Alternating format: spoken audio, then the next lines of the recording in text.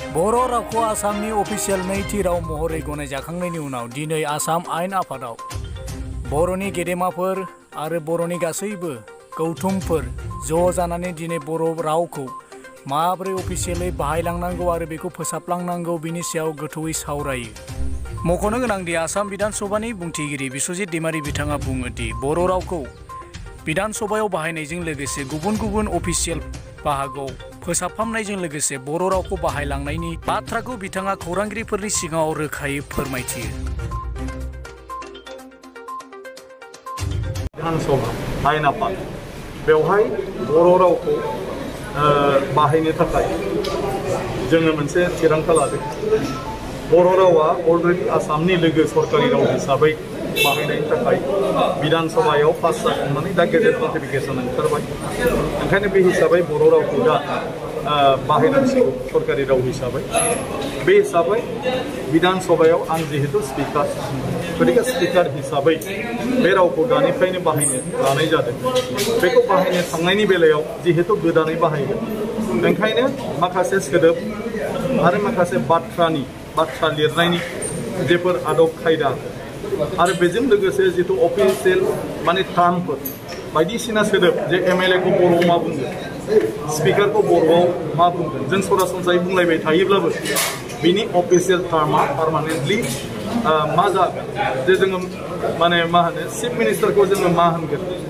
आरो जोंनि बिधान सभायाव थानाय बायदिसिना बेबायदि माखासे माने सोदोबफोर दं, बिसोरखौ बर'आव मा बुंगोन। दा बेफोरनि माखासे अफिसियेल टार्मफोरखौ जोङो नांगौ आरो बेहाय जाहाथे गोरोन्थि जायाजासे जोङो बाहायलांनो हायो। बिनि बादैबो बिधान सभायाव जुदि बर' रावखौ बाहायनाय जायो अब्ला बर'फ्रा बर' रावखौ माबायदि जाजानो लुबैदों बे हिसाबै गोसोआव जि साननाय बेखौ खिजानि खालामनो हायो बिधान सभायाव। बे हिसाबै आं दुलाराय बर' फरायसा आफाद, बर' लिरगिरि जथुम आरो बर' थुनलाइ आफाद, लोगोसे बर' एमएलएफोर आरो बर'जों लोगोसे बर' रावजों सोमोन्दो थानाय डिमासा आरो गुबुन जोंहा गार' डेपुटि स्पिकार दं, जों बिसोरखौबो गासैखौबो लाफानानै मन्थ्रि लानानै जों दिनैहाय बेखौ सावरायनाय जादों। बे हिसाबै बिथांमोना गोबां सुबुरुन होबाय आरो बे सुबुरुनफोरखौ लानानै आं सानो जोङो बिधान सभायाव बा बे बर' आसामनि आयेन आफादाव बर' रावखौ बाहायनायनि बेलायाव माने बांसिनै जोङो साबसिन खालामनानै लानो हागोन। नयथा काउन्सिलनि जे इमप्लिमेन्टेसननि खोथा जादोंमोन, दा बे माला जागोन? नयथा काउन्सिल माने केएससि ओमफ्राय बेफोरदि दंमोन, बिसिना जेरै BKWSC दङ, बिसिना जे अटेकिं सेरेमनि जानांगौ दङ, बेफोर जायाखै इलेक्सननि थाखाय? ना गासिबो अटेकिं जाजोब्बाय गासिबनाबो, माथ्र बाजेट गैया। बाजेट गैयिनि थाखाय बाजेटआ दा जुलाइनिफ्राय जासिगोन। गतिके जुलाइनिफ्राय बाजेट जाखांबा बिसोर थाखा फैसा मोननानै बिसोरनो जे डिपार्टमेन्टफोर होदों बेखौ लानानै बिथांमोना खामानि मावनो हासिगोन। आरो माखासे माने सेक्रेटारि गोदानफ्रा अफिस इस्टाब्लिशमेन्टफ्रा जायाखै, स्टाफ गैथ'वा, बेखौ गभर्नमेन्टआ थाबैनो जे रोखोमै नांगौ बेखौ प्रप'जालखौ बिदों आरो बे प्रप'जालखौ होब्लानो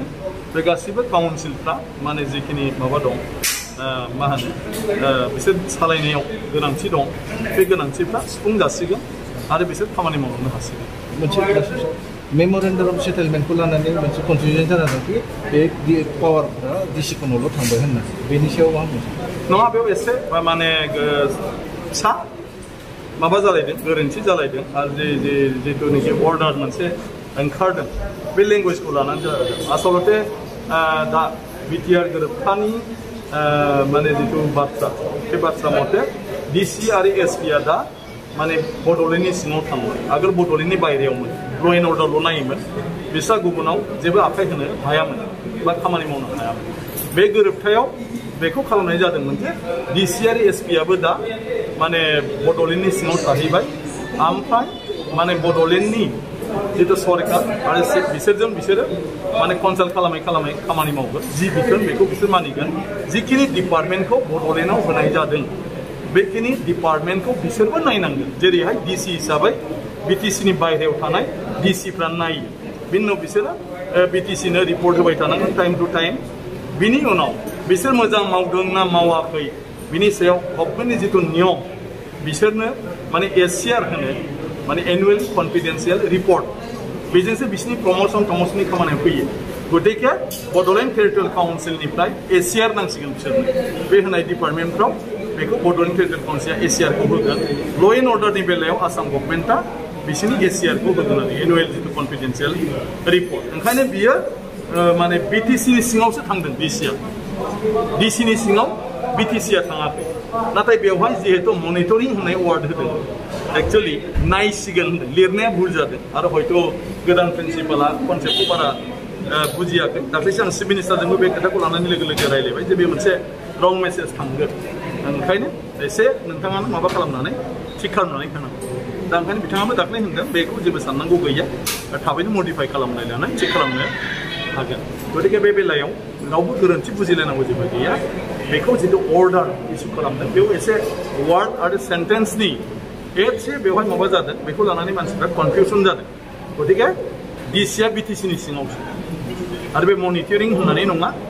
डिसिआ सासे डिसि हिसाबै खामानि मावनांसिगोन गासिबो डिस्ट्रिक्टआव गतिके खामानि मावनांसिगोनबा बे क'अर्डिनेटर हिसाबै खामानि मावगोन अल डिपार्टमेन्ट आरो बेखौ नायनानै रिपर्टखौ होबाय थासिगोन माने गोजौ आरो एनि टाइम चिफआ डिसिफोरखौ लेंनानै इन्सट्राक्सन होनो हासिगोन आरो बे मथे बियो खामानि मावगोन ल' एन्ड अर्डारखौ गारनानै ल' एन्ड अर्डारावबो दा कनसाल्ट खालामनांगोन बिटिसि आरो ट्रेन्सफार पस्टिंआवबो बिटिसिनि कनसाल्ट दा जासिगोन कुनु अफिसारा दा बिटिसिनि उइदाउट माने पारमिसन बा एनअसि ट्रेन्सफार पस्टिं जानाय नङा दा ओंखायनो दाख्लैनि जितु अर्डार ओंखारनाय बेयाव माखासे सोदोब आरो सेन्टेन्सनि